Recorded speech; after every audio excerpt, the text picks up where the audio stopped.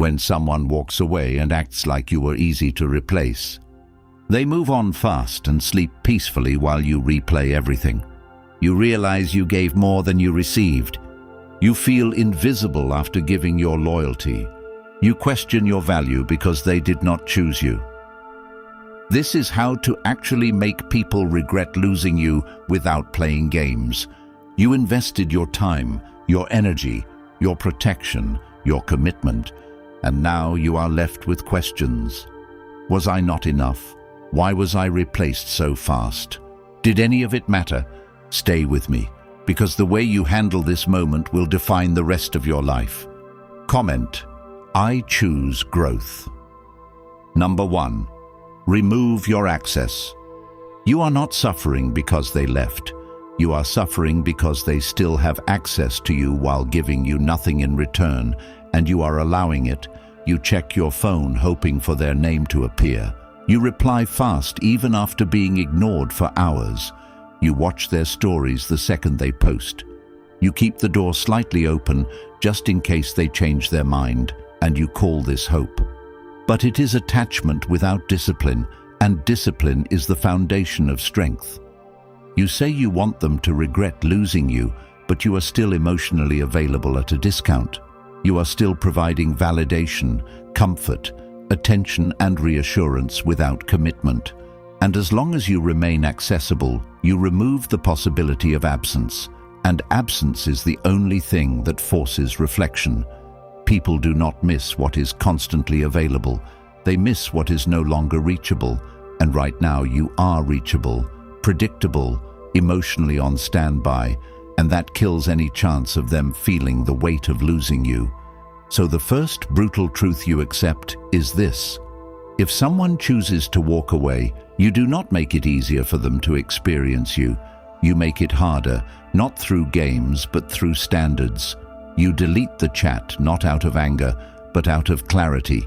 You mute their social media, not because you are weak, but because you value your focus. You stop checking if they are online.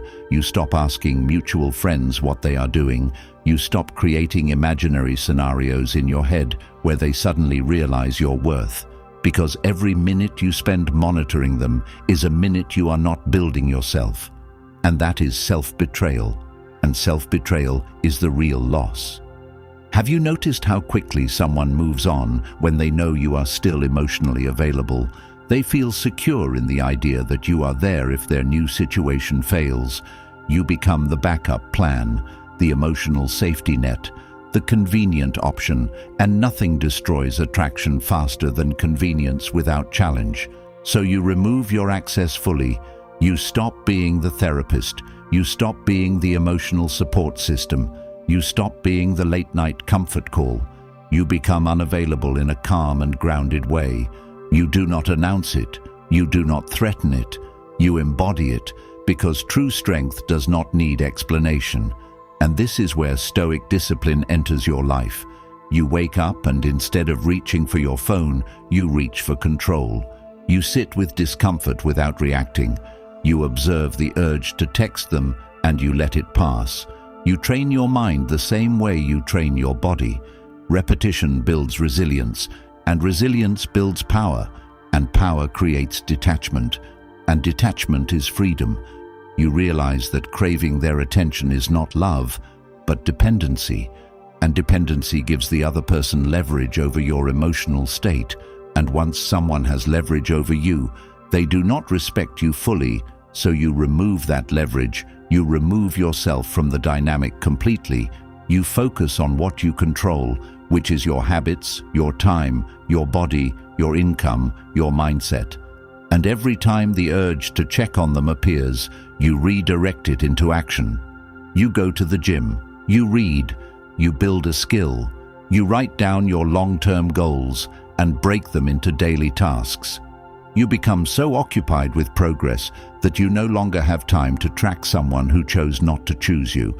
And here is the uncomfortable part you must face. If they left easily, they were already emotionally detaching before you noticed. And instead of seeing that clearly, you kept overgiving, hoping to secure their presence. But overgiving without boundaries signals low self-respect. And low self-respect never inspires regret, it inspires dismissal. So you rebuild your self-respect by enforcing distance. You treat access to you as a privilege, not a right. You understand that your attention is valuable currency, and you stop spending it where there is no return. You train yourself to be comfortable with solitude because solitude strengthens identity, and identity builds unshakable confidence. And once you no longer fear being alone, you stop tolerating being treated as optional. And this is the turning point, because the moment you genuinely withdraw emotionally and physically, something shifts. They feel the gap, they notice your absence in small moments, the lack of your reassurance, the lack of your presence, the lack of your consistency. And humans are wired to recognize loss when something reliable disappears. But this only works if your withdrawal is real, not strategic, not temporary, not performative. Real detachment means you are not secretly hoping they come back. You are redirecting your life entirely. You stop centering them in your narrative. You stop defining your worth by their choice. You understand that rejection is information, not condemnation, and you use that information to upgrade yourself. You analyze your weaknesses honestly. You improve your communication, your leadership in relationships, your emotional regulation, your financial stability, your physical health, not to win them back, but to become undeniable in every future interaction. And when you do this consistently, your energy changes, your posture changes, your tone changes, your standards rise, and people sense that shift immediately, including the one who left. Because absence combined with growth creates contrast, and contrast forces comparison, and comparison awakens realization, and realization is the birthplace of regret. But by the time that regret appears, you are no longer waiting for it. You are too focused on your expansion, and that is the real victory, because the goal is not to manipulate someone into missing you. The goal is to elevate yourself so high that anyone who walks away understands exactly what they forfeited. And even if they never admit it, you know it. And that knowledge builds quiet strength, and that strength becomes your new identity. And from that identity, you no longer chase, you select, you no longer beg, you evaluate, you no longer fear loss, you expect alignment. And everything begins with removing your access completely and reclaiming your focus, your time, your energy, and your direction without apology and without hesitation. And if this is the moment you decide to reclaim your focus, your time, your energy, and your direction without apology and without hesitation, then the Stoic Relationship Blueprint ebook for men is the structured guide that shows you exactly how to do it step by step, using timeless Stoic principles that build discipline, detachment, confidence, and unshakable self-respect. It answers the questions running through your head at night. How do I stop overthinking? How do I stop chasing? How do I rebuild after rejection? How do I become emotionally steady no matter what happens? And it gives you practical frameworks you can apply immediately. The audiobook version is now available, so you can absorb this life-changing knowledge while walking, training, driving, or clearing your mind instead of replaying the past. It's linked in the comments, and once it's yours, it's always yours, meaning you will always have access to these principles whenever life tests you again. This is not just a book. It is a permanent upgrade to how you think, choose, and lead your life from this point forward. Number 2, stop explaining your worth. You are tired because you keep trying to prove something that should never require proof.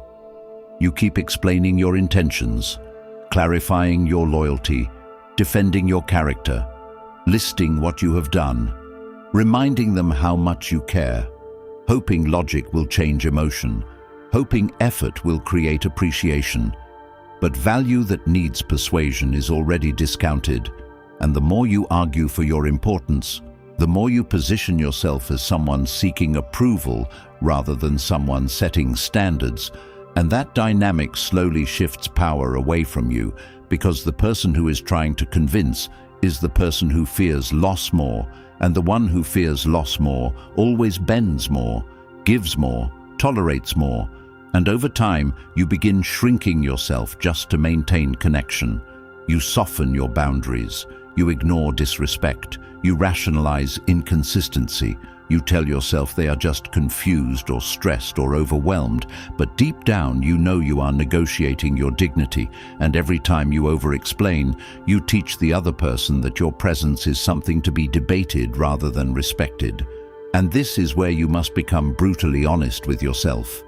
You do not lose someone because you lack value. You lose someone because you keep trying to demonstrate value to someone who is not aligned with it, and alignment cannot be forced through explanation. It reveals itself through action. If someone needs constant reminders of your worth, they are not blind, they are unconvinced, and chasing conviction drains your strength, so you stop. You step back internally. You observe instead of reacting. You speak less and assess more.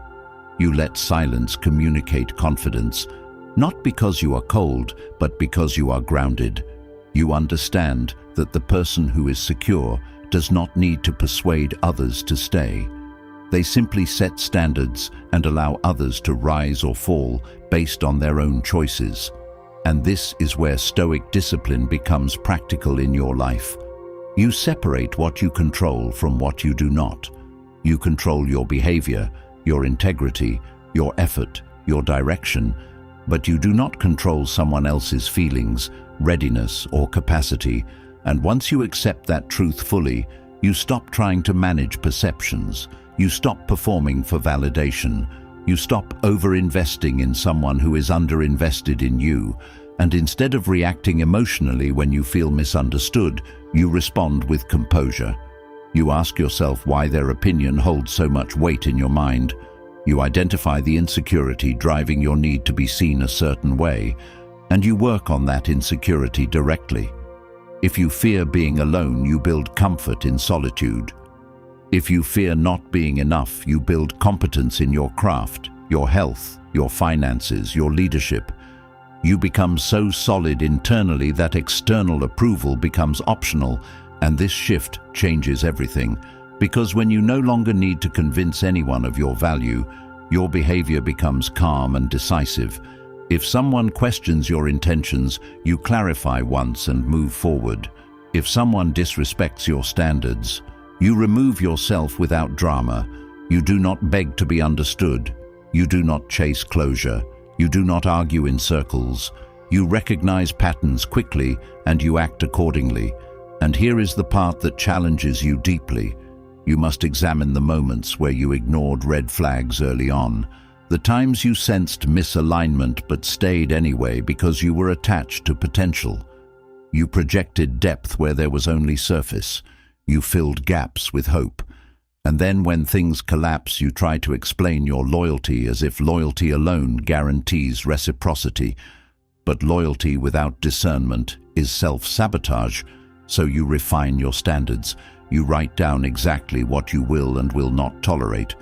You define what consistency looks like, what effort looks like, what communication looks like, and you measure actions against those standards without emotional bias, because clarity protects you from over-explaining. And when someone pulls away, you resist the urge to chase with paragraphs and emotional appeals. Instead, you maintain composure, you let their actions speak, and you focus on strengthening your own path. And as you do this, something powerful happens. Your energy becomes different. You no longer seek reassurance. You no longer overanalyze every text. You no longer feel the need to defend your character to someone who already decided how they see you.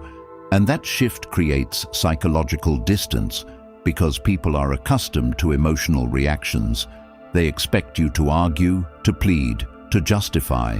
But when you respond with quiet confidence and decisive movement forward, it disrupts their expectations, and that disruption creates reflection. They begin to reassess not because you forced them to, but because your absence of persuasion highlights your self-respect. And even if they never return, you gain something greater. You gain alignment with yourself.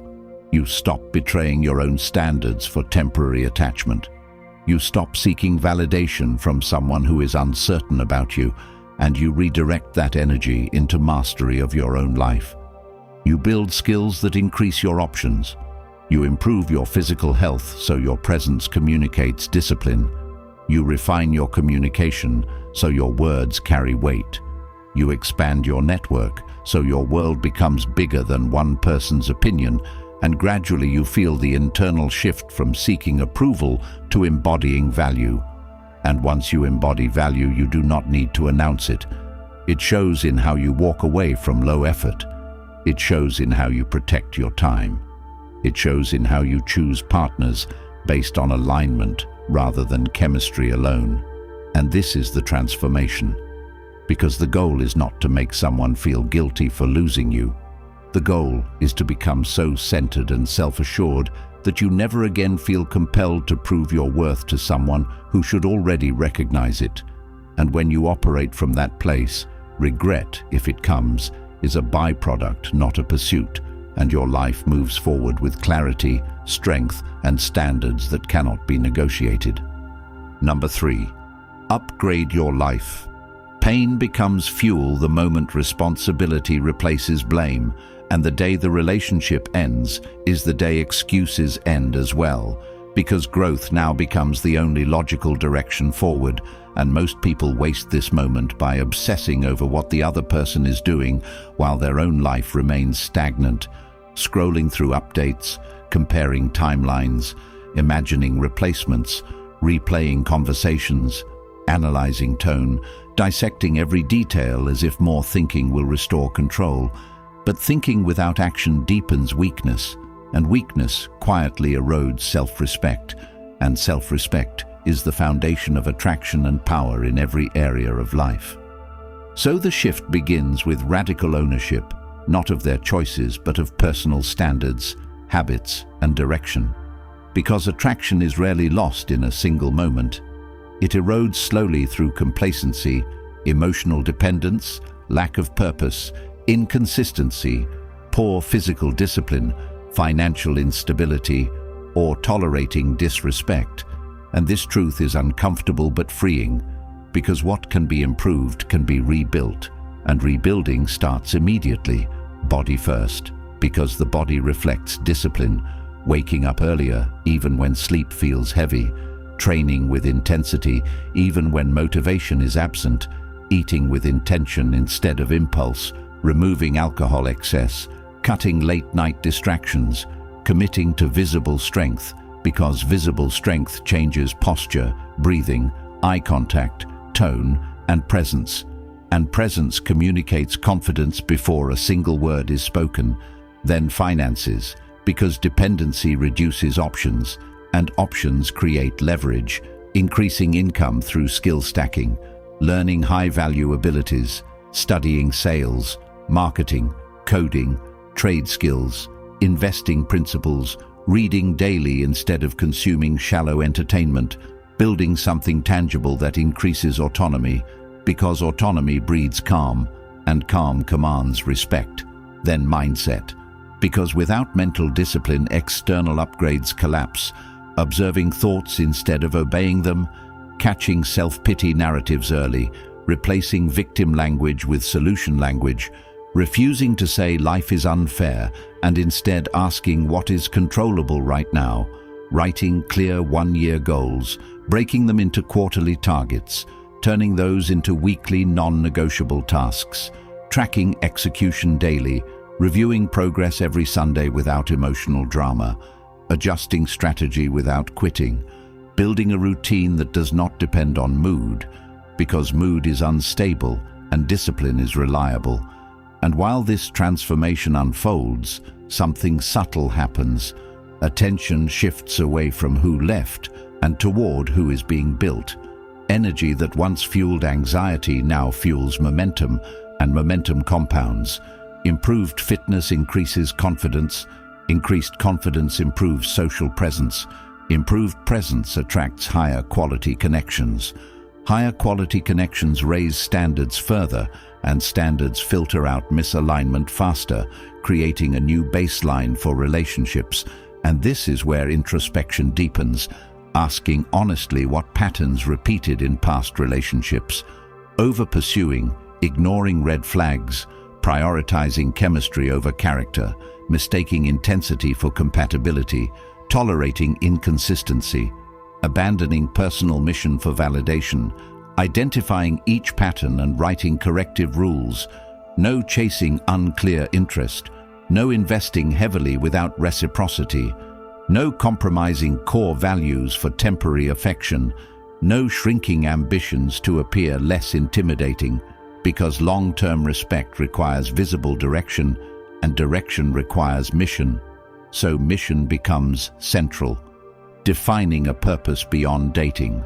Building something larger than emotional approval, whether business, career excellence, creative mastery, physical peak condition. Leadership in community, because individuals anchored to purpose radiate stability, and stability creates attraction without effort. And here is the controversial truth. Attraction often fades when comfort replaces challenge and ambition stagnates.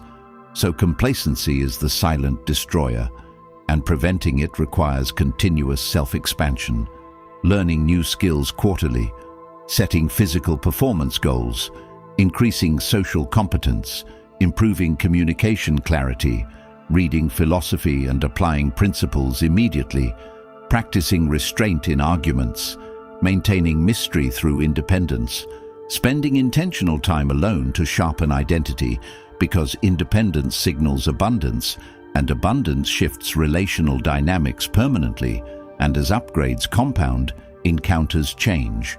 Former partners may notice indirectly through mutual circles or subtle updates, but that is no longer the focus. The focus becomes internal validation earned through consistent execution, waking up knowing the day is structured around growth rather than rumination, feeling strength in the body that once felt heavy with rejection, experiencing pride in financial improvements that once felt out of reach, recognizing emotional reactions that once controlled behavior now dissolve faster because awareness interrupts them, and that awareness is trained daily through reflection, journaling nightly about wins, mistakes, emotional triggers, adjusting behavior consciously, because unexamined patterns repeat automatically, and repetition without reflection guarantees stagnation. But disciplined reflection accelerates evolution, and over months the identity shifts completely, no longer defined by who left, but by who is being built, no longer seeking validation from one person, but attracting options through competence and composure. And even if the past partner never expresses regret, the upgrade itself creates an undeniable contrast. And contrast is powerful because humans instinctively evaluate what was lost when visible growth occurs. But by that stage, attachment has dissolved, replaced by clarity and standards that are no longer negotiable, and the greatest transformation reveals itself quietly. Emotional stability under pressure, refusal to overreact, refusal to over-explain, refusal to abandon mission for temporary comfort. And that stability becomes magnetic, not because it is performed, but because it is earned. And this is how life turns in favor of the disciplined, by converting pain into structured action, by converting rejection into refinement, by converting emotional chaos into deliberate growth. And from that position, relationships become a complement, not a necessity. Choice replaces desperation, abundance replaces fear, and the person who once felt discarded now stands upgraded, focused, self-directed, and fully capable of building a future that no longer revolves around anyone who failed to recognize value in the first place. Number 4. Master emotional control. Emotional control separates those who react from those who lead their own lives. And right now, emotions attempt to control behavior, thoughts replay conversations at night, Anger rises when imagining them moving on. Jealousy appears when picturing someone else in your place. Pride wants to prove something. Sadness wants reassurance. And without discipline, these emotions dictate actions that lower your position. Impulsive texts, long explanations, dramatic confrontations, social media reactions designed to provoke attention. But every reaction signals that your internal state depends on their behavior, and dependency removes power immediately. So control begins with awareness, noticing the surge of emotion without acting on it, recognizing the urge to respond instantly, and choosing delay instead, breathing slowly when triggered rather than escalating, because strength is measured in restraint, not noise, and the person who remains steady under emotional pressure becomes unpredictable in a way that commands respect, while the reactive person becomes predictable and therefore easy to manage.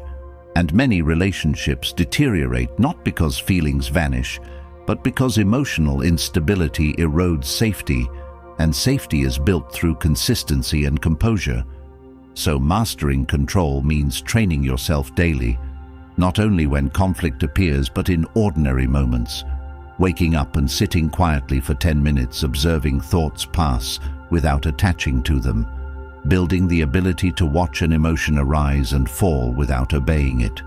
Practicing delayed gratification in small habits, such as resisting the urge to check messages immediately. Finishing tasks before entertainment. Holding posture even when tired, because micro-discipline compounds into macro-stability, and stability becomes visible in your tone, your pacing, your decisions. And when someone attempts to provoke jealousy or test your reaction through subtle comments or public displays, you remain grounded, not cold, not passive. Grounded because grounded individuals are not controlled by external stimuli, and this forces a psychological shift in the dynamic, since expected reactions do not occur, and when predictable emotional patterns break, reflection begins on the other side, but this only works when detachment is genuine, not performative. And to achieve genuine detachment, you must confront the underlying fear driving your reactions. Fear of being replaced, fear of inadequacy, fear of abandonment, fear of starting over. Writing each fear down, analyzing its origin, challenging its validity through evidence from your own life achievements, because fear loses intensity when examined rationally, and rational examination is a core practice of Stoic discipline, separating imagination from reality, recognizing that mental scenarios often exaggerate outcomes, and grounding yourself in what is verifiably true in the present moment. And from that grounded position, you respond strategically rather than emotionally. You decide whether communication serves your standards. You choose silence when engagement offers no benefit. You walk away from disrespect without dramatic exit speeches. You refuse to argue endlessly in circles seeking validation, because validation gained through emotional outbursts is temporary and weak, while validation gained through composure is lasting and influential. And mastering control also means eliminating behaviors that destabilize you physically and mentally, reducing excessive alcohol, limiting late-night rumination, maintaining consistent sleep, training your body regularly to regulate stress, because physical discipline supports emotional regulation. And as these habits solidify your internal baseline shifts, emotional waves become smaller, reactions become slower, decisions become clearer, and from this state you evaluate relationships differently. You notice inconsistency faster. You address issues calmly instead of suppressing them.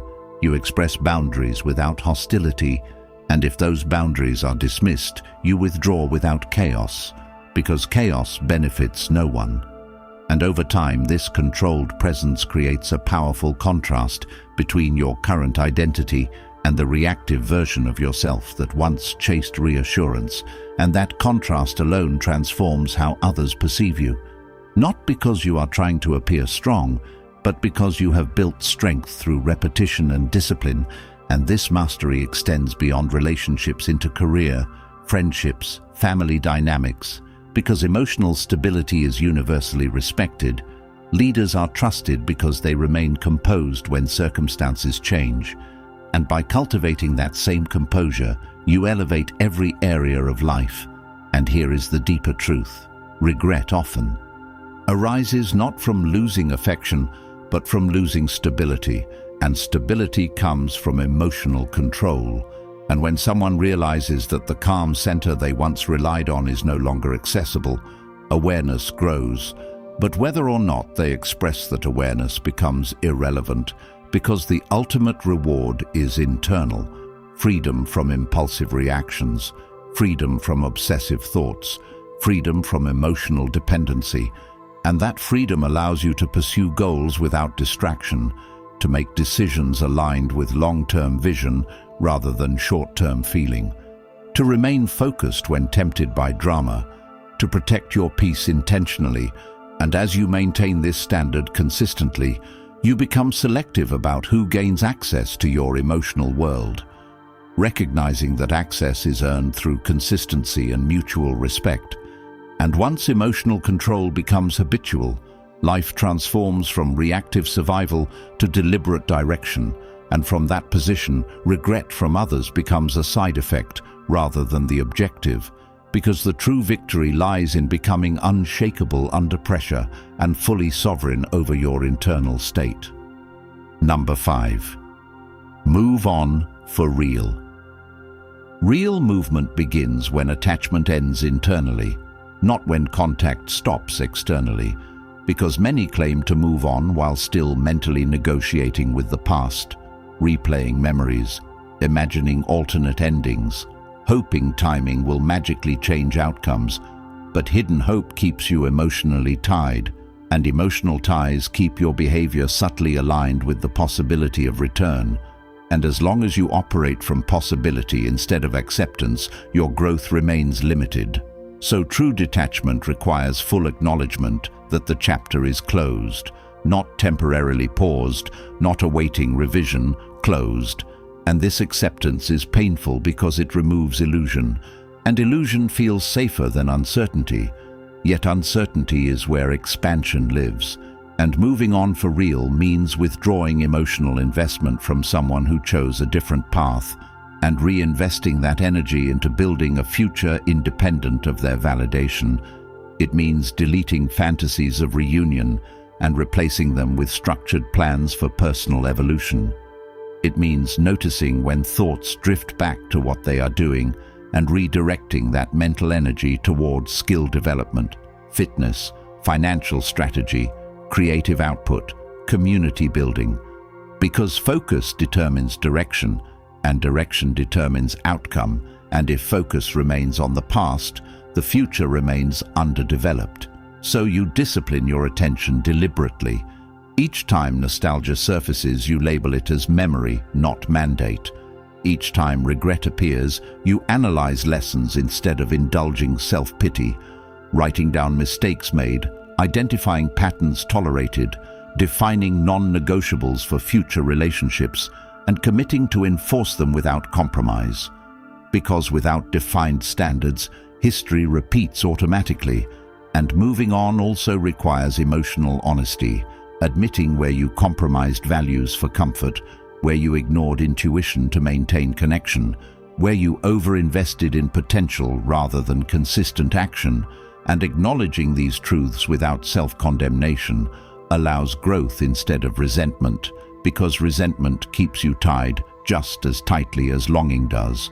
And Stoic discipline guides this phase through acceptance of reality as it stands rather than as desired, focusing on controllable actions today rather than hypothetical reconciliations tomorrow, training the mind daily to release attachment to outcomes beyond your influence, strengthening identity through habits aligned with long-term vision, creating routines that build pride independent of relationship status, waking early, training the body, reviewing goals, executing tasks, limiting distractions, cultivating competence, and gradually the emotional intensity fades, not because time passes, but because attention shifts, And as attention shifts, self-respect increases, and with increased self-respect, standards elevate, and elevated standards transform how you evaluate future partners, no longer impressed by surface charm alone, but attentive to consistency, integrity, shared values, long-term alignment.